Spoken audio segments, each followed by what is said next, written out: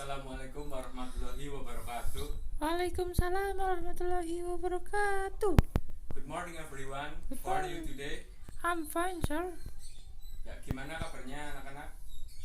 I'm fine. Untuk pelajaran kemarin masih ingat gak pelajaran apa? Lupa, sir.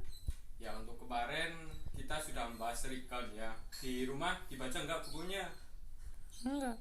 Enggak ya, di rumah dibaca ya. Nah, hari ini kita akan belajar tentang naratif. Tapi sebelum kita masuk kepada pembelajaran, Bapak absen dulu ya. Kalau dipanggil dijawab I'm here gitu ya. Yes, Anissa Wiyugo, I'm here. Jusfatun Hasanah, I'm here. Divi Fernanda, I'm here. Siti Hariro. I'm here. Ya, masuk semua hari ini ya. Yes, Alhamdulillah. sir. Semoga kita selalu diberikan kelancaran dalam pembelajaran ya. Amin. Ya, sebelum pelajaran dimulai, marilah kita membaca doa terlebih dahulu. Bismillahirrahmanirrahim. Semoga kita diberi kelancaran untuk hari ini. Ya, hari ini Mr. Alang akan membahas tentang naratif teks. Ada yang tahu naratif teks itu apa? Kayak cerita ya? Iya, naratif teks itu adalah sebuah cerita yang dimana imajinatif, sifatnya bersifat imajinatif dan fiktif ya. Ada yang suka cerita apa enggak? Siapa yang suka lihat novel atau nonton film, ada enggak? Saya. Ya, Agung suka cerita apa? Romeo Juliet. Oh ya, Romeo Juliet itu cerita yang bagus ya. Nah, itu Romeo Juliet digolongkan dalam naratif seperti itu karena itu bersifat fiktif ya. Jadi hari ini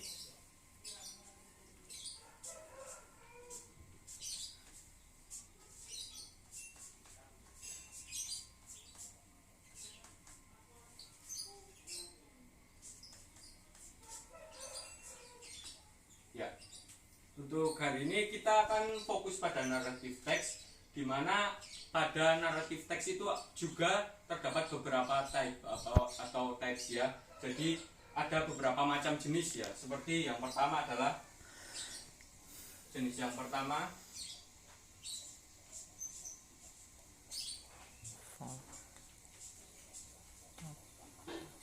folktale ya, atau cerita rakyat ya. Yang kedua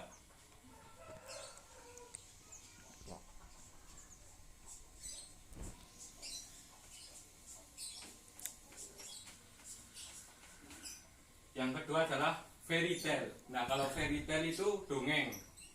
Yang ketiga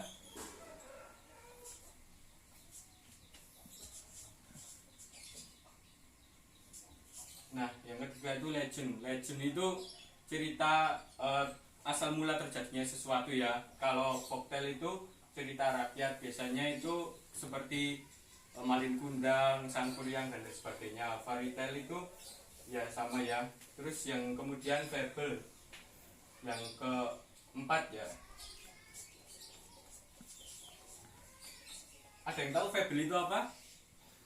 Kurang tahu. Ya, fable itu cerita-cerita tentang binatang ya. Ya, kurang lebih ada 4 macam dari naratif teks ya.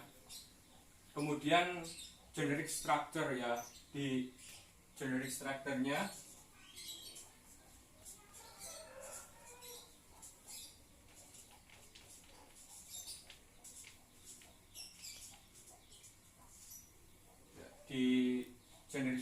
atau di dalamnya itu yang pertama ada orientation. Orientation apa? Orientasi. Iya, orientasi itu adalah sebuah pengenalan di mana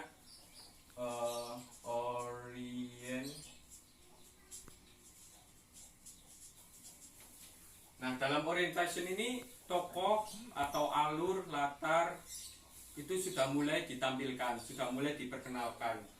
Nah, yang kedua setelah tokoh dan latar alur juga dikenalkan, yang kedua ada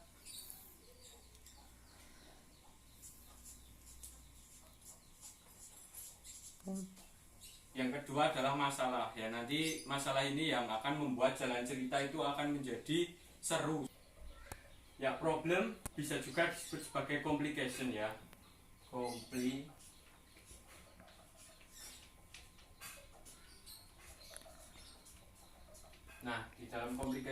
sudah ada masalah-masalah yang terakhir ada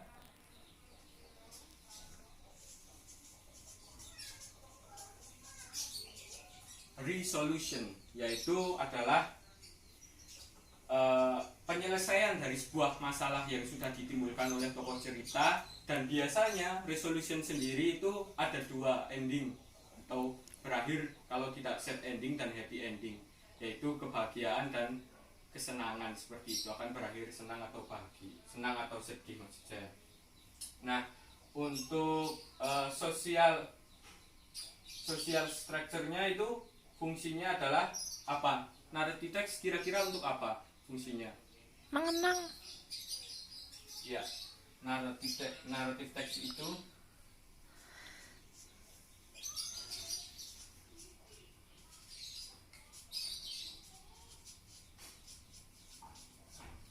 social functionnya itu to amuse,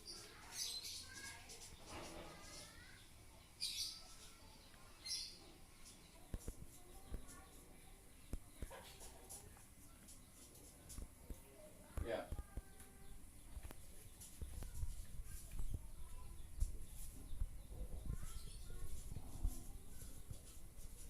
Jadi social function dari narrative text itu to amuse or entertain the readers. Maksudnya di sini adalah narrative text itu berfungsi sebagai untuk menghibur dan menyenangkan pembaca, seperti itu ya.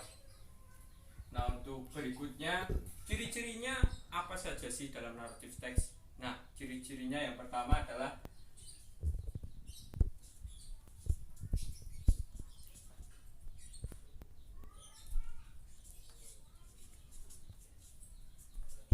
past tense. ada yang tahu past tense, sudah belajar kan ya? Sudah, Kak. Kata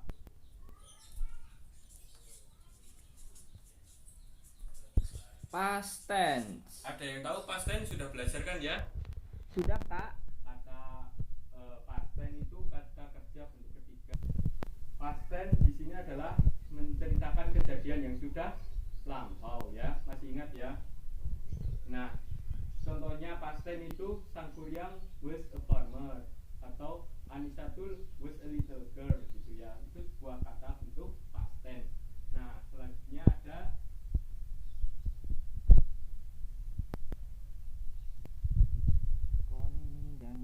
conjunction ya. Conjunction ada tahu? Ada yang tahu? Kata hubung, Kak. Kata hukum, benar sekali. Seperti apa aja ya?